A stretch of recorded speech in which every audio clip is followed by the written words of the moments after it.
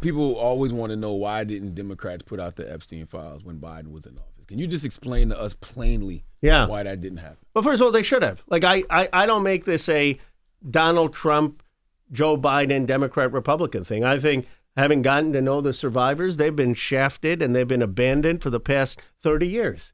And it should have been all of us who were speaking out earlier. And I think Thomas Massie would say the same thing. Here's the problem, though. It took a law of Congress because the Justice Department couldn't release those files without Congress. Pam Bondi if she was being honest, she would have said, look, I want to release these files, but I can't. I need Congress to act. Instead, they fought tooth and nail to prevent us from releasing these files. That I don't, if you look at the press conferences we had with the survivors, Charlamagne, and in the beginning, we were pleading with Trump. This was not partisan. We had survivors, Haley Robeson, who voted for Trump, who said, Mr. President, you'll be the greatest president. Please release the files. We want justice. Why do you think Marjorie Taylor Greene was on this? She wasn't in it to try to get Trump. She said, Donald Trump, you're going to be the greatest. You're going to be the president who actually releases the files. She actually thought Trump would do it.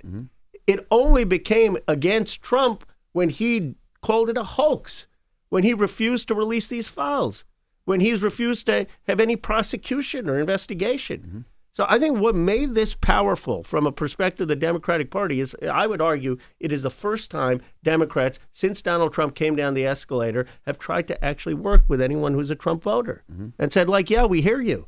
Yeah, there are a bunch of corrupt elites who are in our government, and they're shafting you.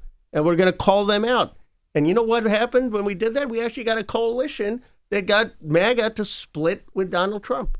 What do y'all hope to accomplish, though? Because I saw Nancy Mace say yesterday that nobody's going to be held accountable. Like, she said she has no faith in the justice system whatsoever. Nothing is going to happen.